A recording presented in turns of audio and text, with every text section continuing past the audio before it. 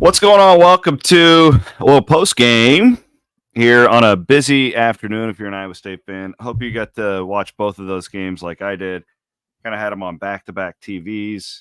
We're having our family Christmas down here in Southwest Iowa today, so it was a little bit loud. I didn't get to watch the games as closely as I normally do, but nonetheless, feel like I can give some decent analysis. If you hear kids screaming or people screaming in the background, the eggnog's been flowing, yada, yada, yada. Here we are. We are presented, as always, by our friends at Carl Auto Group on the Instant Reaction podcast for basketball season. Been doing this with Carl for, 5-6 years now. We really appreciate them. They are the absolute best. I've got my Carl Chevrolet Silverado, 2023 Silverado that I absolutely love. Iowa State women go on the road and win at BYU today. The men, I'll be honest with you, I was pretty happy with not the outcome, but the way that they played today at Oklahoma. I'll talk you through that. I think there are a lot of things to be optimistic about going into the bulk of Big 12 play. We'll get into that. The final was 71-63. This game was closer than that. It was a big end of the game there. Iowa State kind of melted down in the last 2 to 3 minutes in that one, and Oklahoma pulls away. But again, a lot to be encouraged about. And the Iowa State women, 3-0 now, and they're a freaking blast. Like they are, like we were for the longest time, like we were more locked into that game than the men's. The women are just so much fun to watch. I love how Bill's using Emily Ryan as like this closer now, and Audie Crooks is just just freaking keep giving her the ball. Brown is unbelievable. Like they are a blast. So really, really excited to see how that plays out. So let's go through this as far as the men's game goes. So here's why I'm encouraged, and I know it's a loss, but they were an underdog in this game. I didn't necessarily think they would win it, but they were very competitive, despite Taman Lipsy going 1 of 10 from the field. Trey King. So Lipsy and Trey King get you 7 points today. I'll put it this way: Lipsy, Trey King, and Keyshawn Gilbert get you 13. Like that's not very much coming from those guys, so it has to come from somewhere else.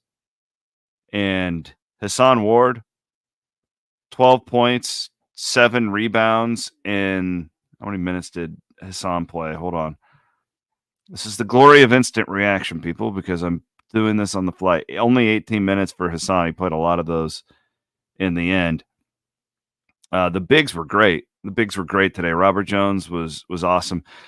This is my take, and I've been consistent with this on Keyshawn Gilbert, that he has just not played much basketball at this level for very much at all in his career. Fouls out today, so Lipsy and Gilbert each foul out. So those guys combined for 10, and arguably your two best players, right?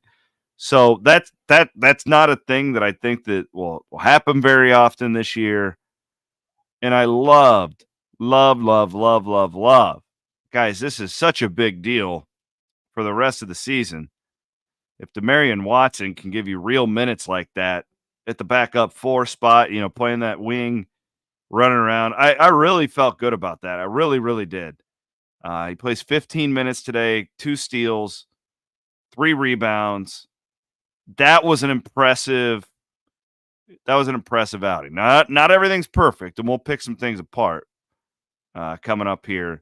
Is there was some guys that were not great defensively today, but again, I'm looking long term here.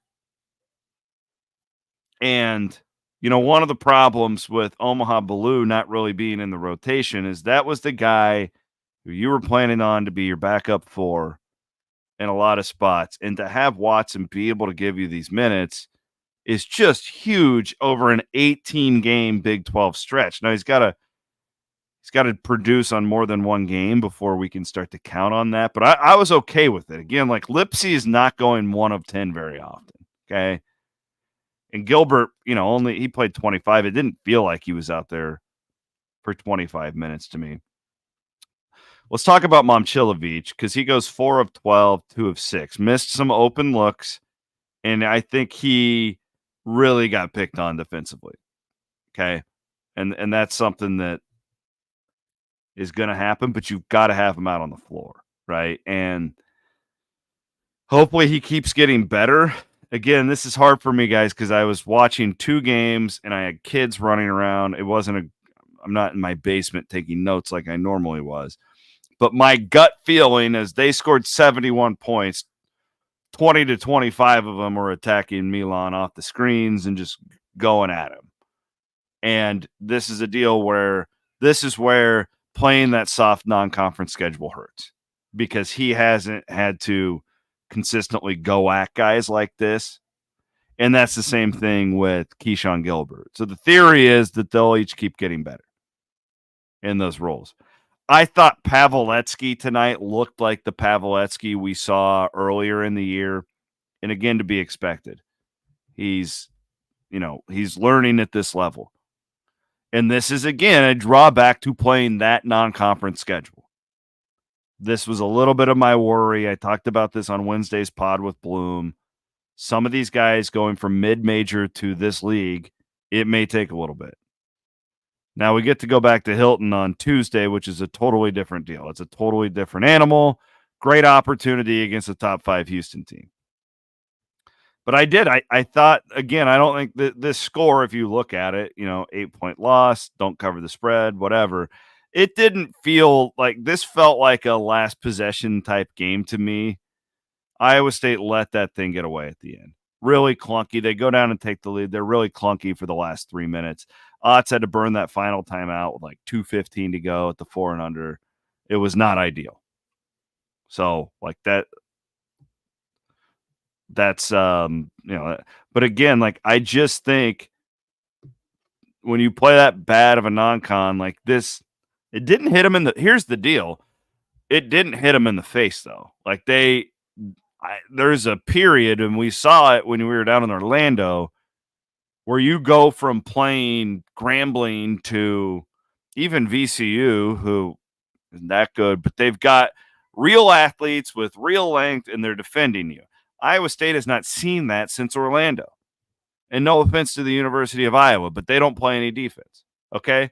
So I'm okay with this. Yeah, Josh, I agree with you. Josh is watching on Facebook. So it reminds me of the Orlando tournament giving up way too many threes. Couldn't agree more. So, yeah, I'm okay. Nick, I agree with you completely. And this has been my fear with Gilbert. When he gets pressured, we saw this in Orlando again. When Keyshawn feels pressure, what does he do? He over dribbles. Turnovers, 3 turnovers for him tonight. Led the team in turnovers with 3. Only 8, which isn't terrible. But that, again, if you've listened to my analysis leading up to this Big 12 play, Keyshawn was the guy who I was like, man, prove it to me in the Big 12. He wasn't terrible. Like, Keyshawn's going to have a good year. I don't think he sucks. It's not what I'm saying. He's a guy who just hasn't played a lot at this level. And when you're asking him to do what he has to do with this team, it looked like those games in Orlando today, but that's okay. This is okay. I'm okay with this. They're not going to go 3 of 16 from 3 very often. They competed on the boards. Yeah, I'm okay with the men's result today. Not happy with it, but I'm okay with it. I want to talk about the women's game real quick. Really fantastic. This Jackson out of Roosevelt, she's unbelievable right now. 5 of 7 from 3. Looks like a senior out there. Brown, 9 of 16, 24 points, 8 rebounds. And Audie Crooks, just found myself yelling at the TV, Bill, just keep feeding her because she's going to get fouled or score on every possession. And she was unreal. 13 for her tonight. And this is all where Naidu goes 0 of 8 and you went on the road 80-75. That's huge. The note I keep making now through these Big 12 games is Emily Ryan coming off the bench and basically being Mariano Rivera. Maybe you young people don't understand that reference. But she comes in, she's the best ball handler in college basketball. She's near automatic at the free throw line. And she can come in when things get crazy. You throw her in there, and she's like a security blanket for the whole team. Old Grandma Emily out there with the kids. Great effort. That was a game BYU team. I don't know how good BYU is, but that's a hard road trip.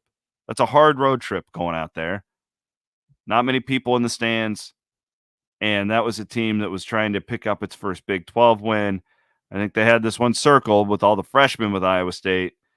And Bill Finley's team is 3-0 in the Big 12 conference. Never saw that coming. Really, really impressive game today. Addie Brown it's this like Chelsea Poppins, Ashley Jones, Bridget Carlton like remix. She's incredible. She plays like a junior. Just in love with watching her play. 24-8, 37 minutes for the freshman. This was a game where you could trip up with a long road trip after starting 2-0, and they just keep winning. So really a pretty positive day, I think. Honestly, the men, this is a drawback to that non-conference schedule. And hopefully today was a great learning opportunity. Again, they didn't I don't think they played poorly, but I mean, King, let me read this one more time to you. King, Lipsy, Gilbert combined for 13.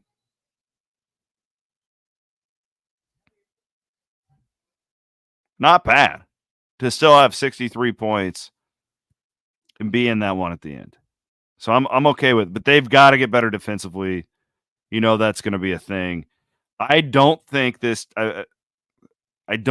team is probably, if you just go conference play, I don't know if they're like, what did they come into today? Like 5th in defense, Ken Palm. I don't know if they're top 30. That stat has a lot to do with their competition in last year. I just don't think they're there. So we'll see. But I'm okay with it. I'm totally okay with today's game, and we'll see what happens on Tuesday. That's a huge opportunity. Houston was just on fire against West Virginia today, just killed them by like 40, whatever, and ended up. And I can't wait to be in Hilton Coliseum, 6 o'clock tip on Tuesday night. Hope to see you guys there. Williams and Bloom coming up on Sunday. We'll go in depth on all this stuff.